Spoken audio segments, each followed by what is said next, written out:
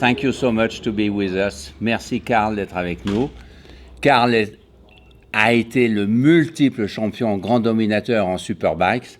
On va commencer par le début. Carl, you were born in 65, if I remember well. Yes. I must confess, I saw your father racing. Was your father important in your desire to become a racer? Yeah, absolutely. As a kid, all my memories are being at the races, watching my father.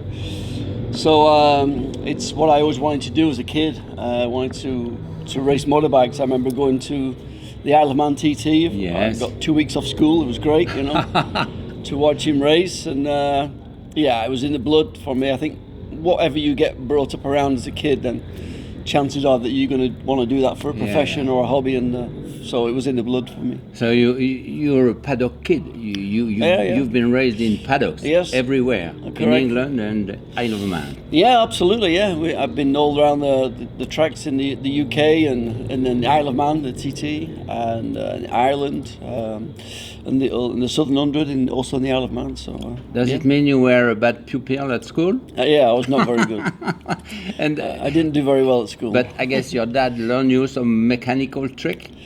A little bit, yeah. I always liked playing with the bikes, two strokes. My motocross bike and some dirt bikes when I was schoolboy motocross. Did you race motocross or just enjoyed doing it? I did some 2 years in schoolboy. I was 15, 16. I was quite late, really, starting. But yeah, I did 2 years schoolboy motocross. And then I went to road racing at 18, which now is quite late, really. Yes, but do you think it helped to do a little bit of off-road? Yeah, I think so, yeah, definitely, yeah, I think so. Because I think most of the riders who've been doing either trial or motocross when they were young have a kind of advantage. Yeah, I think so. It gives you maybe more bike control. Yes, and sense of balance, maybe. It can only help. It can't harm you. So it's how did you start? Which machine? With YZ 125 Yamaha. I think it was G. Or we don't remind 1980 or 81. It was Yamaha 125. 1980, yes. And when did you reach the international level? When I was road racing, you mean? I first road raced in 83 in the summer when I was 18. Yes. Did some racing on my dad's Ducati, Formula 2 Ducati. Did 10 races to get rid of the orange jacket for the start of 84, and I had a national license in 84.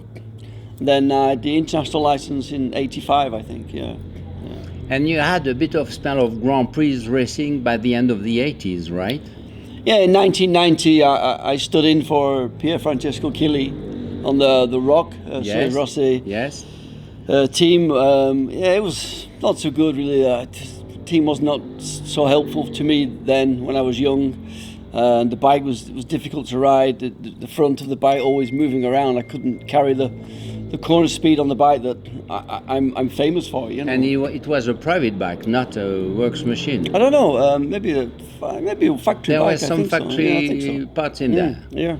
But this first Grand Prix experience was not really good. No, the team did not help me very much, to be honest. I wanted changes to the bike, the footrest, the bars and things, and they did, no, you have to ride as it is. It didn't work. No, I just kept rolling with the front all the time on the Honda. It was the chassis, the geometry just did not suit me at all. Okay. It really didn't suit me. And how did you jump to Superbike then? I was racing for Honda Britain in the TTF1 World Championships in the Isle of Man TT in Britain, and some World Superbike races, and so it was just a natural progression to go. Was the Formula 1 TT still a World Championship at that time? Yeah, it was. I won 2 world titles. Yes, that's right. 88, 89. In 1990 they changed it to FIM World Cup. Yeah, because most of the people will talk about that, about your Superbikes title, but you have before that 2 world titles. Instead, it was only 1 race title, right, at the TT. I did the TT, I won the TT. And the funny thing is that it was a French team with the 500 in GPs. Yeah.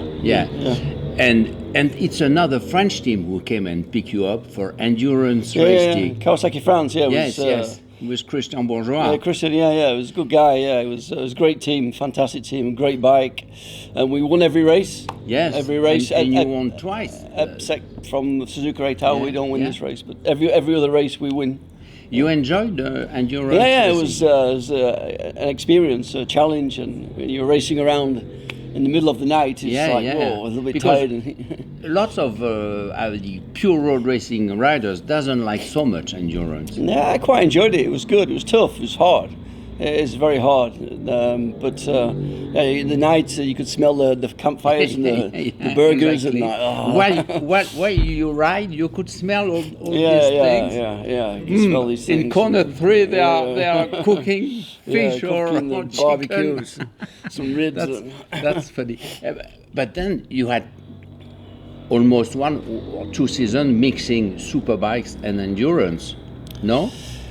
In '92, I was running my own team with the privateer Ducati. Yes. So I was paying for this by doing the endurance and other races like the Alaman TT and the Macau and the British Grand Prix. And some races in Malaysia for Petronas. So I was busy doing a lot of races that year to pay for the Ducati and World Superbike, which is very expensive. Yeah.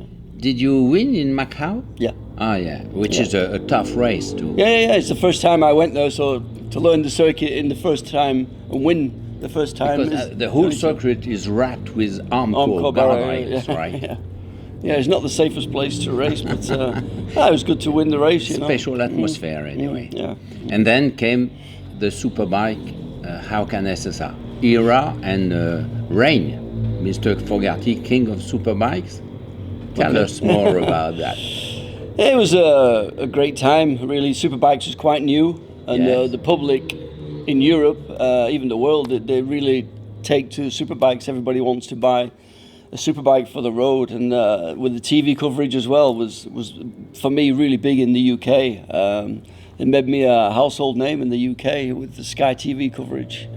And it was just a great time to be racing in the 90s with superbikes. It was fairly new, and GP had stayed still, not really changed for many years. So the crowds were coming to see Superbike and not really going to see GPs. And there were 2 races, 2 heats. Yeah. But also, how do you explain how much Superbikes are popular in England? They are much more popular in England than in most European countries. How do you explain that?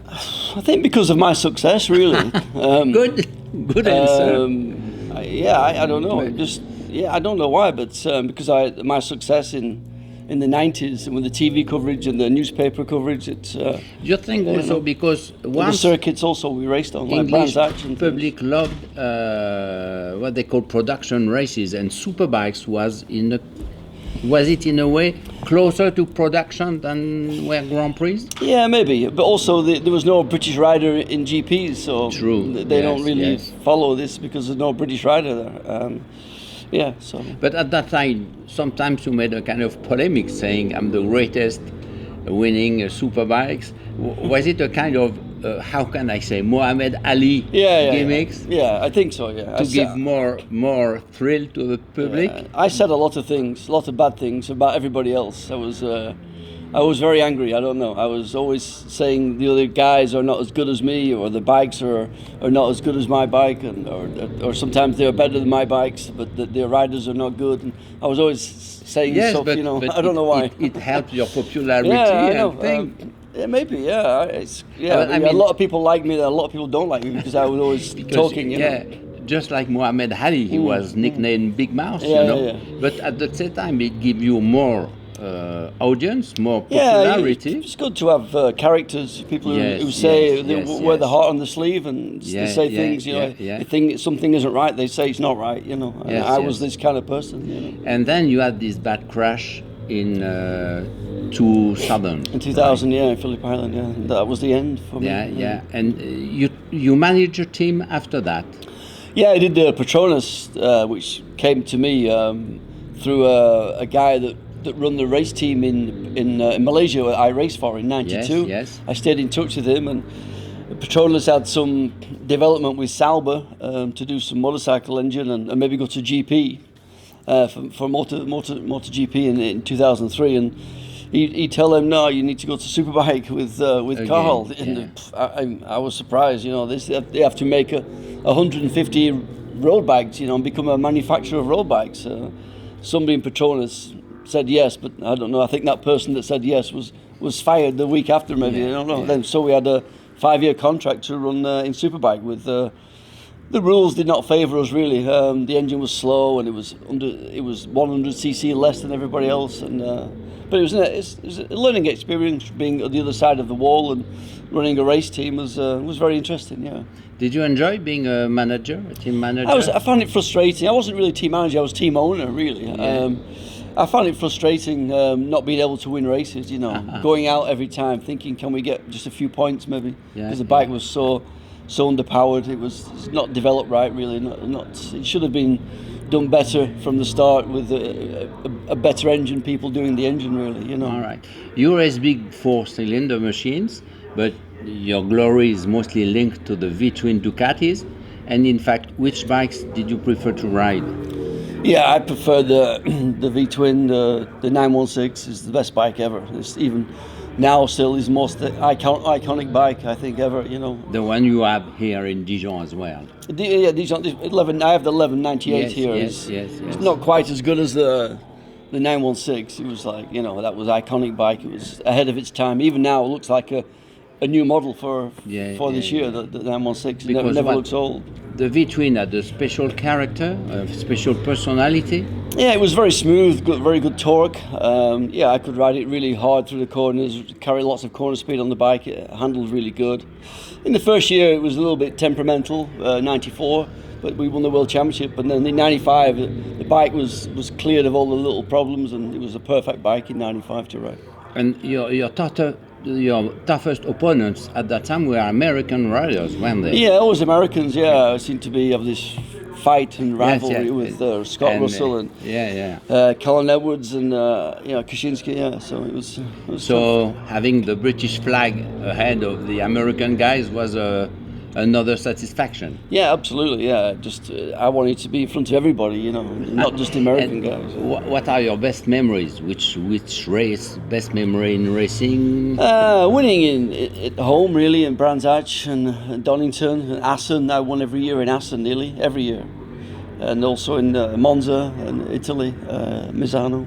And Assen, it was the old track, which was much longer, faster, and much more interesting. Better circuit. Yeah, yes, I saw you race there. Now they destroyed the circuit. Yes. It's too short. Yeah. And what actually are you doing now? Yes. I'm a bit retired really now. Yeah. I do stuff for Ducati Manchester Group. I'm like an ambassador for them, and also for bike insurance, bike sure insurance. But I do some chat shows around and personal appearances sometimes. But I enjoy my time at home and go fishing or go on the dirt bikes or something. Okay. And you enjoy this kind of meeting like Moto Legend? I've not done many. Last time I did one was 6 years ago at Sachsenring. So it's the first time I ride a bike in France on a circuit since 30 years. Yeah, it's right. We feel grateful to you to be here. I really enjoy it. For us, it's great. French people are really enthusiastic about the classic bikes. Do you have kids? And, 2 girls. Yeah. Ah, no kid. I am a grandpa also. also. Yeah, right. So I have a grandson now. And nobody races in there? No. Maybe the grandson. He's only 2. So. And you would help him to race? Yeah, for sure. Yeah, he already has the balance bike. All right. So anyway, thank you so much to be with us here in Dijon. Thank you so much to be here talking with us for our French. But I tell you, a lot of British guys will see you on TV anyway. Okay. Thank you so much, Carl. Thank you. Cheers. And enjoy it. Yeah. Thanks. Thank you.